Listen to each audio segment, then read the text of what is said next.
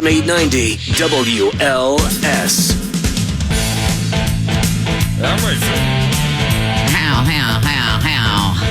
It's Wendy Snyder here. It's Ray Stevens with me, and let's go to LaGrange, Illinois. Listen, I want to just first start out by saying I grew up in Brookfield. I went to RB High School, and LT High School was always our rival. But now my kids have and are going to LT High School. What kind of woman are you?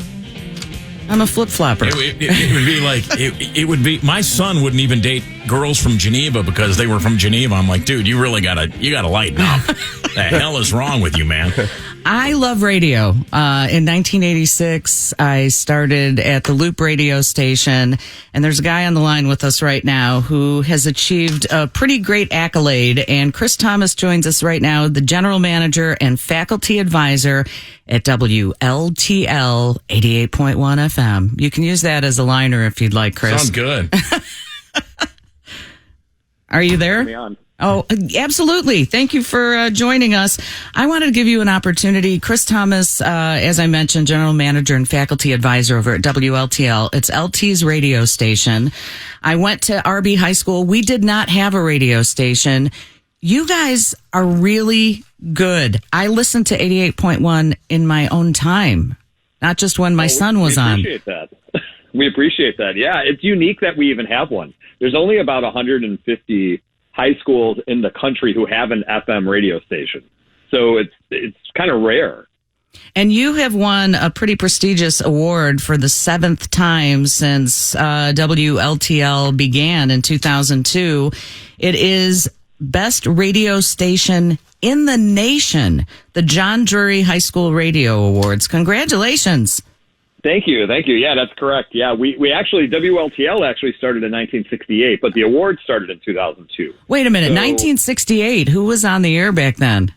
One of the first people on the air was actually Mike Murphy, who is a sports radio. Yeah, sure. Is he one of the mics? He was the original Mike, wasn't he? Yes.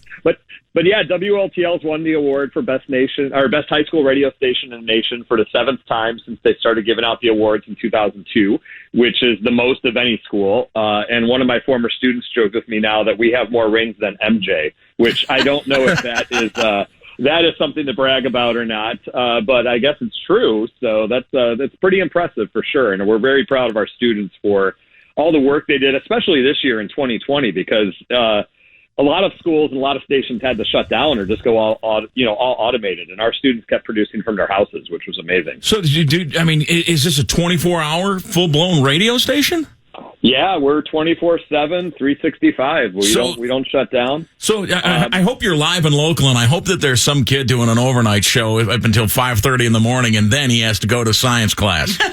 If I was teaching what real radio was like, that was exactly what they would be doing. Attaboy. But unfortunately, no, they're live till about 10 o'clock at night, and then everything after that is pre-recorded. Hey, you know what? You're doing more than most big radio stations. Most radio stations are live till 7. It's a sad reality, but you're 100% correct. I would. Can I send you my TNR, my man?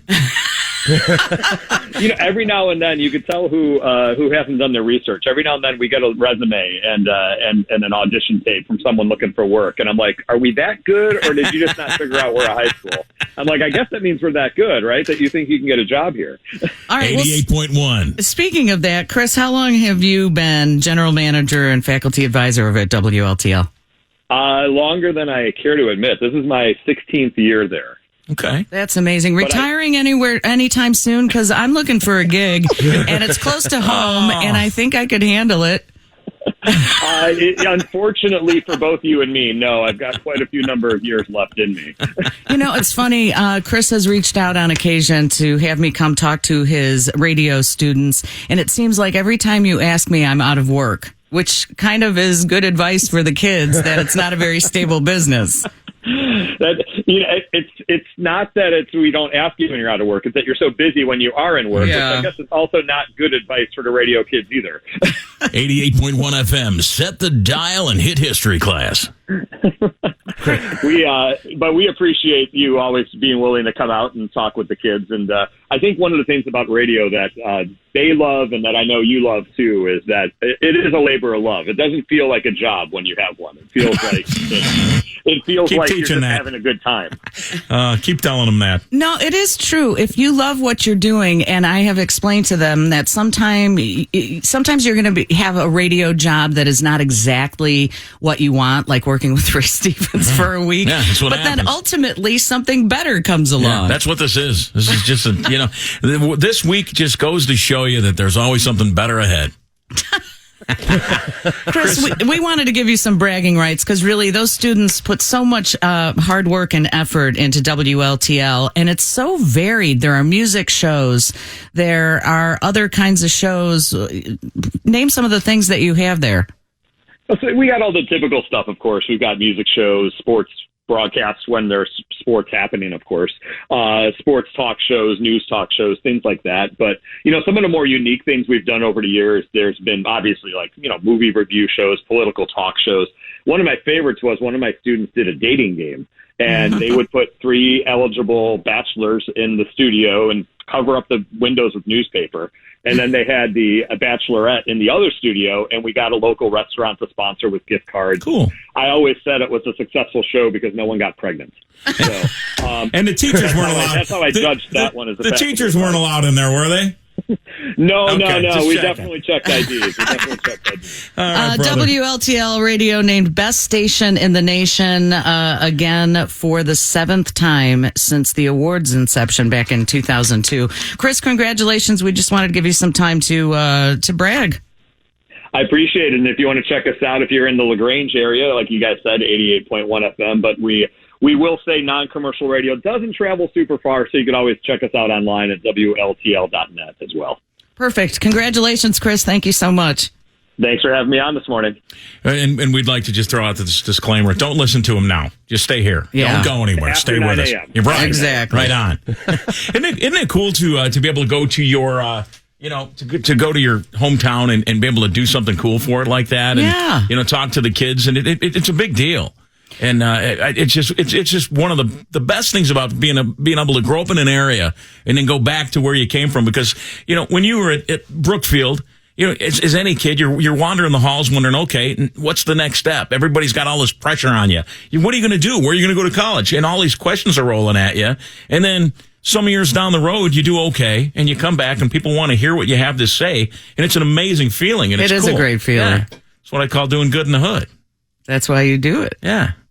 Are you I'm in the West Chicago Hall of Fame at the high school? Do they have anything like that at your RB High School? I'm on the wall of fame. You're on the wall, yes. yeah. But that just happened last year. Is that right? Yeah. But isn't that out of all I've had a chance to do some really neat and fun things. But that was the coolest thing ever, to go back to my school, because we stole the bell off the Taco Bell as seniors, me and Ed Kling. and I was hanging out with him the other day, and we were flying. That was his plane I was in. This is a buddy of mine I went to school with. And I just thought, I go, did you ever think that you'd have 2 airplanes and, we didn't land in jail? Success. Exactly. And that you can go back home and people say, hey, man, you actually did something. And that's the greatest thing ever. And so it's cool to have that opportunity to be on a local radio station and do your thing, because not every kid wants to play football. Not every kid's in theater. Some kids, and they're really the brightest ones, the brightest out of the bunch and the smart ones, like to do radio. And at my high school, RB, Riverside Brookfield, we did not have a radio station, and I wish we did, like LT's. That's such a great one. We did have a TV station. It was called Dateline RB, and it was 2 people that were very good, but they were just talking heads. They were just doing headlines and stuff. There was not a lot of creativity back then, because this was back in the late 70s, early 80s, and now all these high schools have these big production studios for radio and for TV. I could have been a contender. Could have been somebody. Well, the Olympics have a new sport.